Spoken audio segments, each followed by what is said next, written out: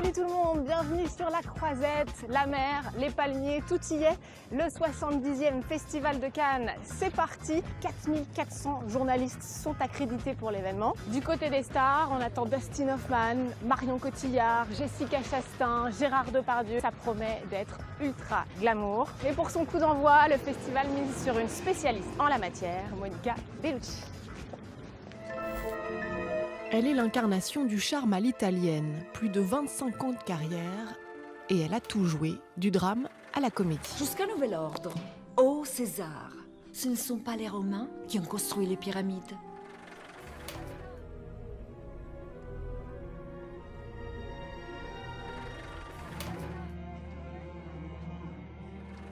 Toi, les rabbins, va fanculo!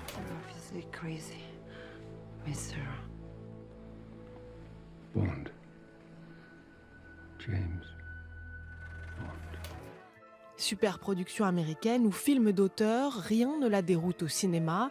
Grande cinéphile, c'est une habituée du festival. Elle a déjà présenté 6 films sur la Croisette et été maîtresse de cérémonie en 2003.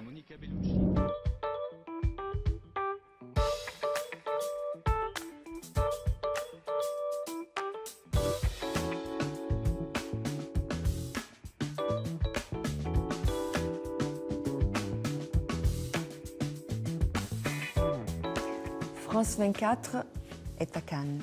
Rendez-vous. Monica Bellucci, bonjour. Merci de nous Bonjour. accorder un peu de votre temps. Qu'est-ce que représente le festival pour vous?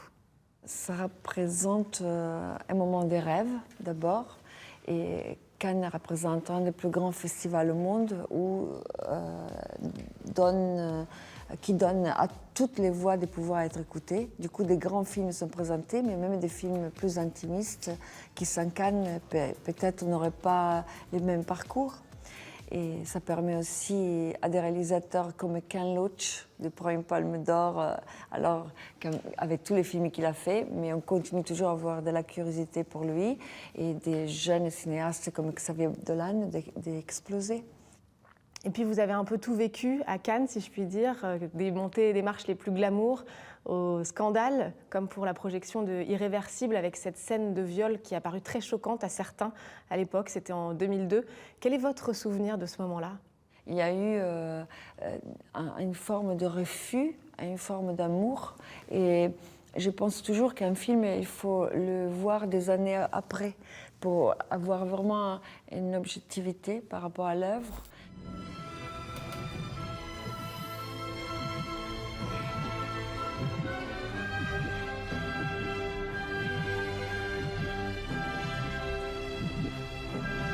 Ne touche pas!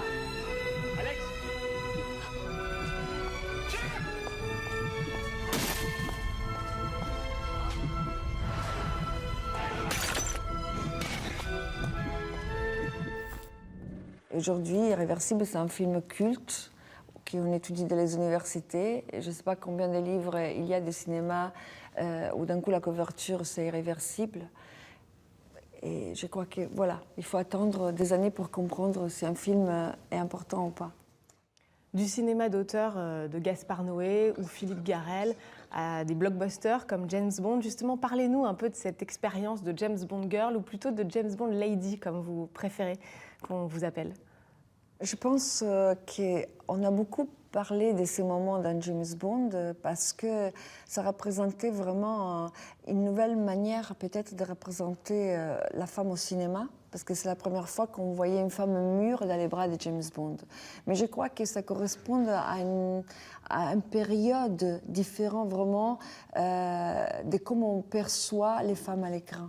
Dans le sens que je crois que dans le passé, comme on dit toujours, les actrices, même merveilleuses qu'elles pouvaient être, et même talentueuses, après 40 ans, c'était impossible de voir une carrière qui pouvait continuer à exister. Et aujourd'hui, voilà, surtout en Europe, on voit des actrices merveilleuses comme Isabelle Huppert, Nathalie Baye, Catherine Deneuve, Judi Dench et Helen Mirren. Et on voit comme les carrières continuent et des rôles magnifiques, très féminins, très sensuels, font aussi qu'il y a une manière, voilà, de regarder les femmes. Mais je crois aussi que c'est parce que c'est les femmes qui se regardent autrement. Je crois que les femmes aujourd'hui, ils ont appris à se regarder avec plus d'amour et plus de respect pour elles-mêmes. Et par conséquent, elles sont regardées autrement. C'est vrai que votre carrière est très éclectique, presque inattendue. J'ai lu que vous disiez que vous êtes attirée par tout ce qui dérape. Qu'est-ce que vous entendez par là? Moi, je pense que quand on est comédienne, on a envie de comprendre l'âme humaine pour pouvoir après représenter des personnages à l'écran. Et du coup, pour pénétrer dans l'âme humaine, on a aussi de regarder les parties qui ne sont pas belles tout le temps, parce qu'on est tous faits de ça aussi. Et moi, le panorama humain, c'est toujours ce qui m'a intéressé le plus, même dans la peinture, même dans les photos. J'adore regarder les personnes représentées. Et du coup, je crois que j'ai retraduit aussi ça à l'écran.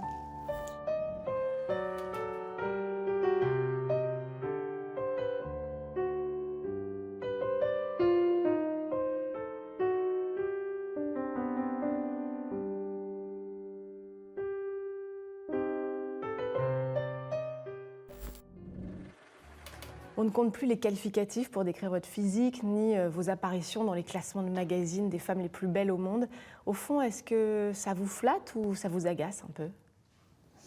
Non, disons que d'être considérée une femme jolie, c'est toujours un compliment. Je pense que la beauté, c'est quelque chose qui est un cadeau, comme je dis toujours. Par contre, s'il n'y a que ça devient assez stérile, non?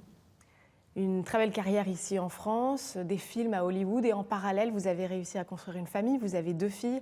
Maman, c'est le plus beau rôle de votre vie? Ça, c'est pas du cinéma. Ça, c'est la vérité. Et je crois que c'est ce qui me fait tenir les pieds par terre, dans le sens que notre métier, c'est un métier qui peut aussi nous éloigner des fois de la réalité.